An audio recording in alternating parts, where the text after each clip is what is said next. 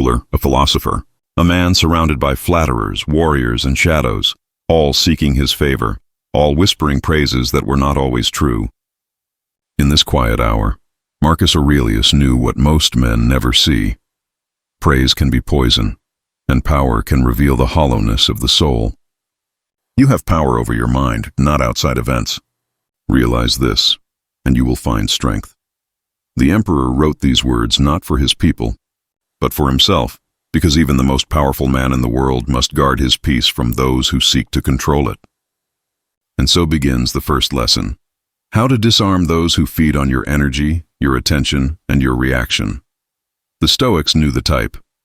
They lived among politicians, performers, generals, and philosophers who loved only the sound of their own voice. They craved recognition more than truth, admiration more than wisdom. They were not evil. They were empty, driven by a need to be seen because they feared being unseen. We suffer more often in imagination than in reality, and that is where the narcissist thrives, in imagination. They invent worlds where they are gods and invite you to play the role of worshiper. But you were not born to kneel before illusions. You were born to stand within your own reason. To defeat such a person, you do not attack. You do not humiliate. You do not mirror their chaos. You simply refuse to feed the performance. This is the Stoics' first weapon: silence.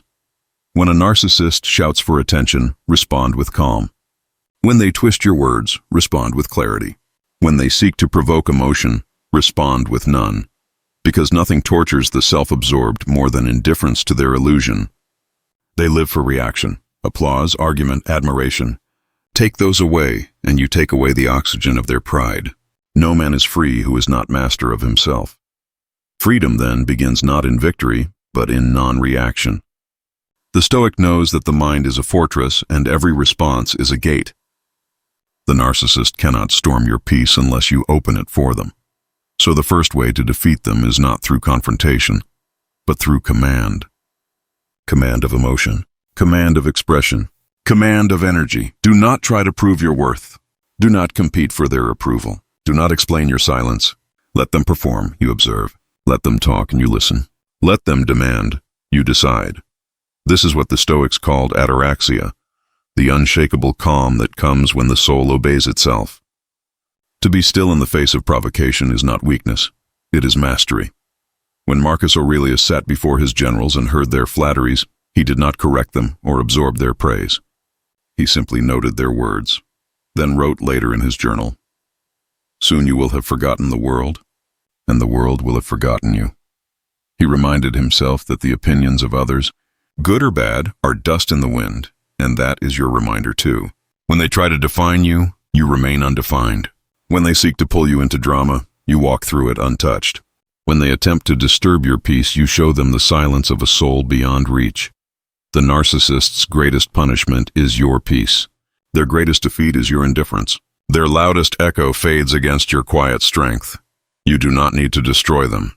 You only need to remember who you are and who you are not. The greatest war ever fought was never on the battlefield, but within the mind of man. A man can command legions and still lose the only kingdom that matters, himself. Marcus Aurelius knew this. He ruled not only Rome, but his own impulses, his own emotions, his own boundaries. If it is not right, do not do it. If it is not true, do not say it. Simple words. Yet in those lines lies the secret to peace, the art of drawing invisible lines that no one may cross without your permission. This is the Stoic's second weapon: boundaries. The walls that protect your peace without imprisoning your compassion. To disarm the manipulative, the prideful, the self-absorbed, you must become sovereign of your own limits. Narcissists, the Stoics would say, are masters of intrusion. They do not invade with swords, but with stories. They cross into your heart with charm, guilt, and praise, until you forget which thoughts are yours and which belong to them. Associate with those who may improve you, and welcome those whom you can improve. The process is mutual, for men learn while they teach.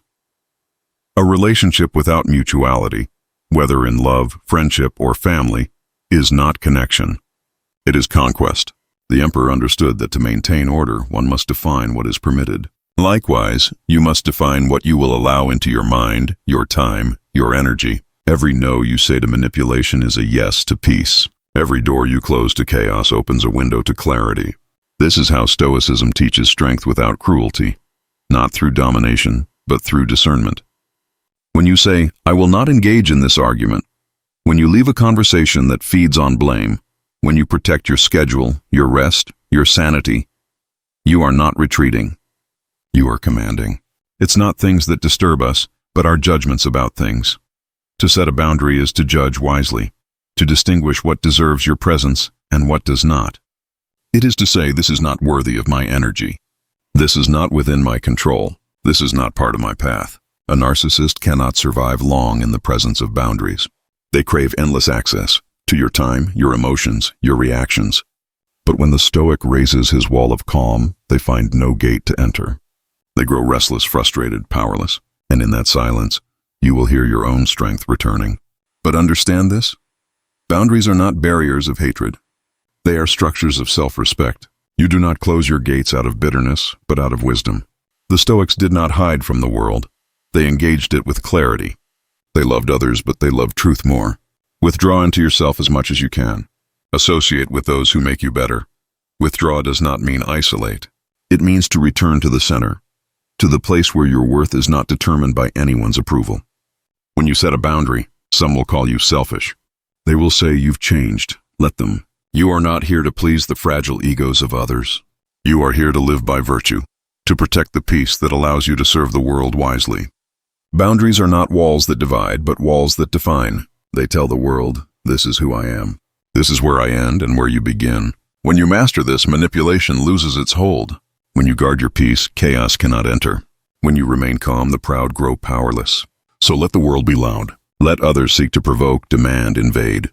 You will remain still, the stone that does not move, the fortress that does not fall. A man's peace is his kingdom. Guard it with silence, protect it with reason, and let no voice command it but your own. There is a power greater than strength, sharper than intellect, and quieter than revenge, the power of detachment.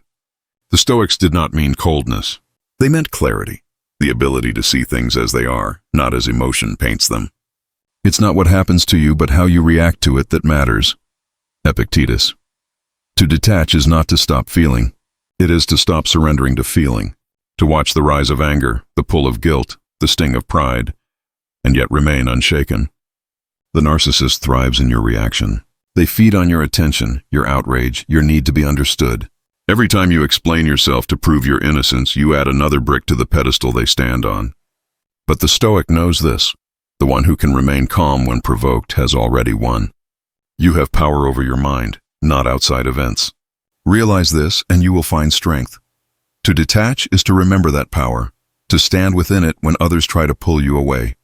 That is detachment, not indifference, but dominion. He chooses peace over pride, because when you no longer need to control how others see you, you are free. He who angers you conquers you. So when the narcissist provokes, when they twist the truth to wound your calm, pause, breathe, do not speak first.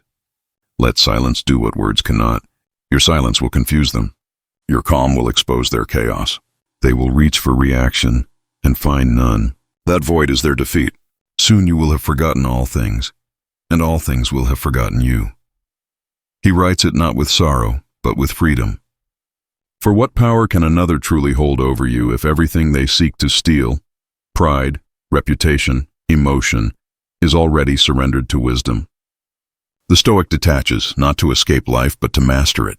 He loves deeply, but without dependence. He speaks truthfully, but without need for victory.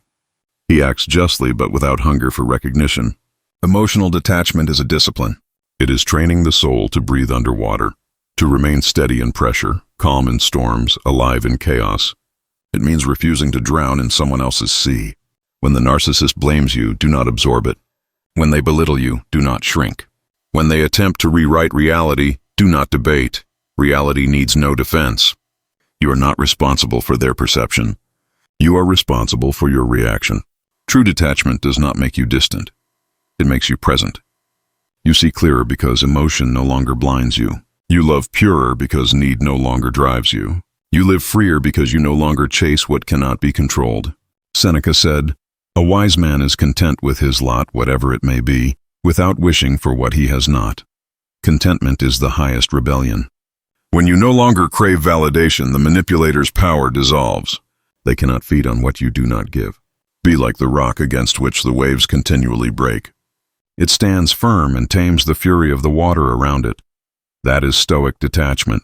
To stand unmoved by storms not because you deny their existence, but because you have learned to let them pass through you without taking your peace. Do not let your emotions become your masters. Feel everything, but be owned by nothing. For the calm mind is unconquerable, and the man who controls his reactions cannot be controlled by anyone. ChatGPT said, "Distance, the quiet power the world misunderstands. To step back is not to surrender. To separate is not to hate. It is to preserve your clarity when the noise becomes too loud to hear yourself think." Marcus Aurelius knew this truth well. Withdraw into yourself. The rational principle that governs you is not harmed by the turmoil outside. This was his practice, the discipline of distance, to walk away from the chaos of the court, from the endless flattery of senators and schemers, and return to his journal, his thoughts, his solitude. You see, the narcissist cannot survive in silence. They thrive in proximity, in your attention, your emotion, your constant availability. To them, closeness is control. So when you create distance, when you pull back your energy, your focus, your presence, you starve their illusion. This is not cruelty. This is clarity. Seneca said, "The greatest remedy for anger is delay." Distance is that delay. The pause that saves you from saying what should never be said, from reacting to what doesn't deserve reaction, from losing yourself in someone else's storm. Nowhere you can go is more peaceful, more free of interruptions than your own soul.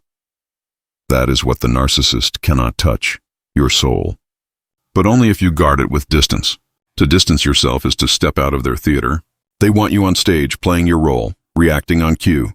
The Stoic walks out of the play and sits in the audience instead. He watches. He observes. He no longer participates. When you detach your energy, their performance loses its power. When you stop defending yourself, their words lose weight. When you stop explaining, their manipulation falls on deaf ears. Distance is not always physical. Sometimes it is emotional. Sometimes it is spiritual. It is the quiet decision to stop absorbing what harms you, even if you still must stand near it. You can love someone and still protect your space. You can care deeply and still refuse to be consumed. You can forgive, yet no longer engage. That is the discipline the Stoics taught, to act from virtue, not from attachment. To serve others, but never at the cost of your peace. Epictetus said, "When you are offended at any man's fault, turn to yourself and study your own failings. Then you will forget your anger." This is how distance becomes wisdom. It shifts the focus from them to you. You stop chasing understanding from those incapable of giving it, and instead seek understanding within yourself. He does not chase the ripples. He lets them go. That is distance, the art of letting things pass without trying to hold or fix them. Modern life confuses this with coldness, but the Stoic knows better. Distance is love guided by wisdom. It is saying, "I can wish you peace, but I will not lose mine to keep you comfortable." Every boundary you enforce, every moment of silence you choose, every step back you take, you are reclaiming your sovereignty. You are telling the world, "My peace is my responsibility, and no one, not even those I once loved, will take that from me again." So keep your distance, not out of anger, but out of awareness, not to punish, but to preserve. The Stoic's heart is vast, capable of compassion without chaos, of love without loss. That is the reward of distance, a love that does not hurt, and a mind that cannot be controlled. Walk away, not in bitterness, but in strength.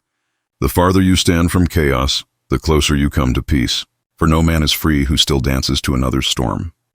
This is the final hour, not of battle, but of victory. Not the loud victory of crowds, but the quiet triumph of a mind that has remembered its own rule. You have seen the ways to disarm the self-absorbed, silence that starves, boundaries that protect, detachment that clarifies, distance that preserves. Now comes the end that matters.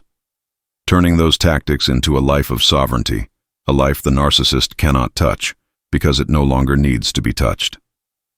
Marcus Aurelius wrote in his private pages not as a boast, but as a reminder. You have power over your mind, not outside events. Realize this, and you will find strength. Strength here is subtle. It is the kind that is not flaunted but lived. It is the peace that remains when storms rage. It is the capacity to love without being owned, to serve without being drained, to give without losing yourself. The Stoics taught that virtue, wisdom, courage, justice, temperance is the only true good. Everything else is incidental. When you arrange your life around virtue, the manipulator's tools become irrelevant. Praise glitters and fades. Insults pass like wind. The soul that lives by principle does not barter itself for approval or power. We suffer more often in imagination than in reality. Imagine, then, the freedom of a life unspent on imagined slights and manufactured needs. Imagine answering only to truth. Imagine not being shaken by the applause or the scorn of others, because your measure is inner and unassailable. The triumph of inner freedom is not a single act. It is the compound effect of choices made daily. It is a practiced quiet, choosing silence when provoked, choosing a boundary when asked to give too much, choosing detachment when tempted to react, choosing distance when proximity breeds harm. Over time, these choices form a life that no one can puncture with praise or wound by criticism. It's not what happens to you, but how you react to it that matters. Reaction, then, becomes your realm of mastery. You are sovereign of that realm. When you govern it with wisdom, the narcissist's strategies, accusation, gaslight, charm, lose their effect. They continue their theater, but the audience that once supplied oxygen has left. You remain whole. Victory also asks for compassion. Stoicism is not cruelty wrapped in logic. It recognizes human brokenness. The person who manipulates is often wounded, small, fearful, but your compassion should not be your captivity. Forgiveness may follow, but forgiveness does not require re-entry into harm. You can wish another well from a distance. You can hope they heal while you protect your own heart. Seneca counseled moderation in all things, including mercy. He taught, act rightly but be prudent. Forgive, but do not return to the fire. This measured mercy is itself a kind of nobility, a refusal to let bitterness rot your soul. Now go into the world with this. You were not forged to be a receptacle for another's hunger. You were forged to be a steward of a life lived well. The narcissist's power is conditional on your reaction. Remove the condition. Replace it with practice. Replace it with the rhythm of your own values. Replace it with the steady cadence of virtue. You have been given one mind. Keep it sovereign. Let silence be your shield, boundaries your walls, detachment your clarity, and distance your reserve. Live by virtue, and nothing that seeks to steal your peace will endure. The greatest triumph is not to break another, but to become unbreakable.